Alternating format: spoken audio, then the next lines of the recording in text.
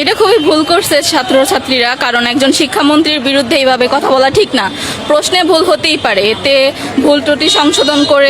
আমার যা মনে হয় এই আপুর পরিবার খুবই শিক্ষিত এবং আপু খুবই শিক্ষিত। কেন প্রশ্নে যদি ভুলভাল প্রশ্ন হয় হে কিন্তু সংশোধন কইরা এরপর আবার সেই প্রশ্নের উত্তর দিতে পারে। এইটাও সম্ভব না, কত বড় মেন্টালিটি থাকলে কন এই ধরনের কথা বলে। আমি গেছি হলো পরীক্ষা দিতে, যেখানে আমার প্রতিযোগিতা করা উচিত, প্রশ্নের সাথে প্রতিযোগিতা করব। আর সেই প্রশ্ন যদি ভুল হয় তাইলে আমি কিভাবে সেই প্রশ্নের উত্তর দেবো আমি নিজেও বুঝতে আসতেছি না। তোর মাথা নষ্ট। কে আসলে লেখাপড়া করি নেই তো বসবো কখন দাদা। ভুল ত্রুটি সংশোধন করে আমরা নিজের এইটা সলভ করব, কিন্তু এইভাবে তাকে অপমান করাটা একদমই ঠিক হয় নাই। আমরা শিক্ষার্থী হিসেবে আমি নিজেই অনেক লজ্জিত। শোনা গো আমার। যাই হোক, আপু যেহেতু বলতে আছে যে এটা হইতেই পারে, প্রশ্নের ভিতর ভুল হইতে পারে, তো ওইটা কোনো বিষয় না, ডোন্ট মাইন্ড।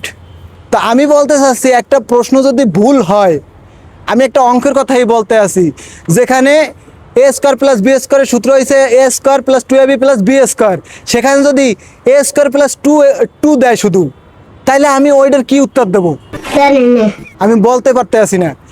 জাস্ট আমি এই আপুটারে বলতে চাচ্ছি যে ক্যামেরার সামনে এক্সাইটেড পুরা, সে শিক্ষামন্ত্রীর ভুল বলতে পারতে আছে না। কেন আসলে শিক্ষামন্ত্রী তো প্রশ্ন ছাপায় না, এটা বাস্তব কথা, কিন্তু কথা এইটা উচিত একটা প্রশ্নের ভিতরে কেন ভুল থাকবে, আর সেই প্রশ্ন যদি ভুল হয় তাহলে ওই প্রশ্নের উত্তরটা কিভাবে দেবো আমরা।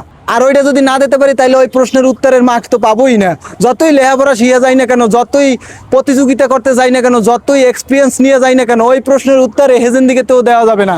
সো এত বড় এক্সাইটেড যেহেতু আপনি হইছেন, প্রশ্ন ভুল হইলেও সমস্যা নাই, আপনি পরীক্ষায় উত্তর দিতে পারবেন প্রশ্নের।